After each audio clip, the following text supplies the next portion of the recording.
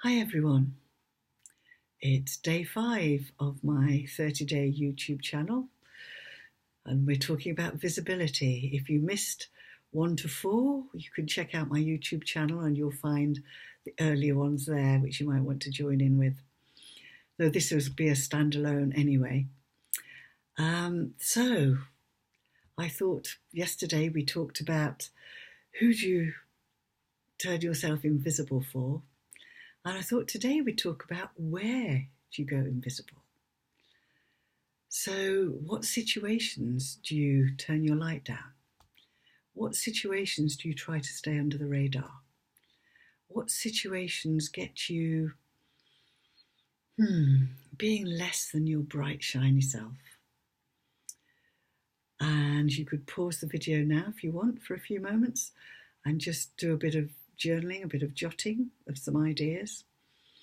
And I find one of the easiest ways to do this is to imagine a pot, just drop in all the things you've come up with and just intend that as you tap along with me, anything in that pot is tapped on. Because that way you get your own individual stuff done as well as the stuff that I'm doing as a more generic version. Okay, so I'm just going to throw out a few ideas of where you might be staying invisible. Some of them will fit you, some of them won't, but hopefully you'll have your own individual specific things in there as well. So as usual, we'll be tapping on the karate point here. So even though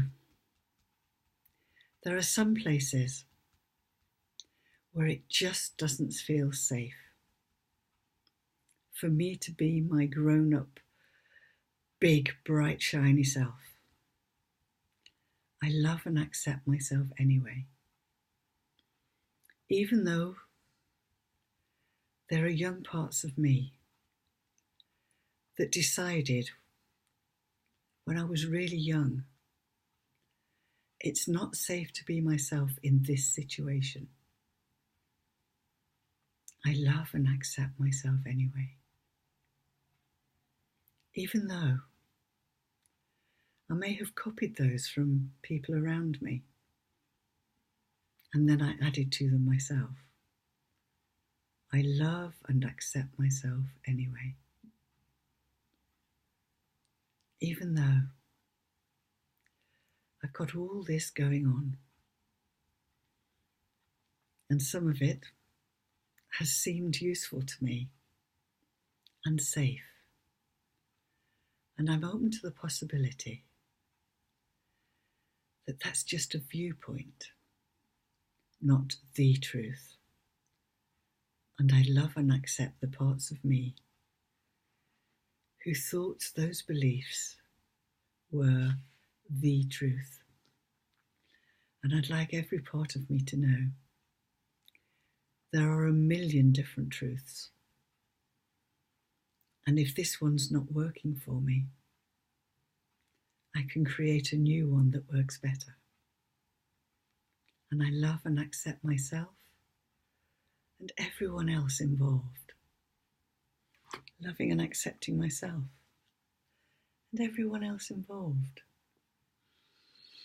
Loving and accepting the parts of me who created what they thought were truths and have been living as though they're true right up until now. Allowing those old, outdated ideas and beliefs to go back to the universe for recycling into something more useful with my thanks. Even though I may have learnt that if I want to be loved, I have to be quieter, less than. It seemed a strategy that worked in the family. Or maybe it never did work, but it was the only thing I could come up with. So it may be in any relationship where somebody is important to me,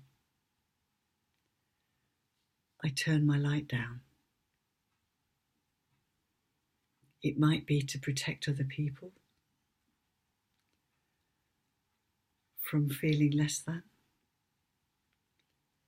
It might just be fear that I'll be too much for them. Even though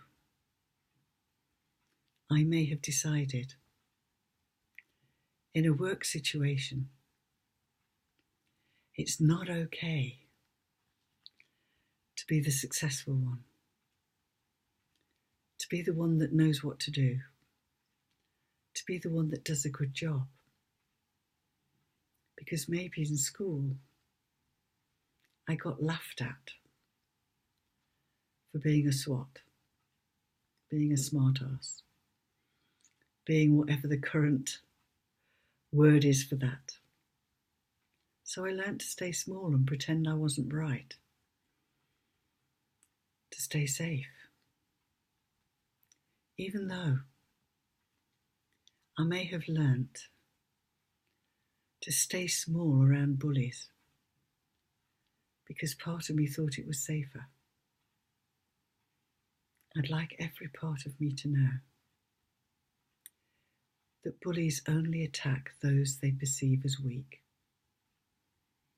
If I'm my full, powerful, bright, shiny self, they'll just find somebody else. So I'm much safer being that. Even though there are so many situations where I learnt to turn myself down, and I didn't even think if it was helpful or not. It was habit, a habit that was set up before I had enough information to create that as a useful strategy. And I deeply and completely love and forgive and accept myself and everyone else involved. Loving and accepting the young me who first came up with that strategy for very good reasons and has been running it ever since in so many different situations. Releasing now all the old vows, decisions and beliefs I created based on all of that old stuff because it's no longer relevant in this year, in this time of my life. Sending it back to the universe for recycling into something more useful with my thanks. So thank you, everybody. Love to hear how you get on with that and if it brings up anything for you that needs tapping on. If you had light bulb moments, it's always great to hear. And if you want to work with me in greater depth, and of course that shortcuts things for you, make things much faster, then check out my website, www.jacqui.com. Sorry, not Jacqui.com, JacquiCrooks.com. And that'll tell you how to contact me and how to work with me one-to-one. And I look forward to talking to you tomorrow on the next one. Bye.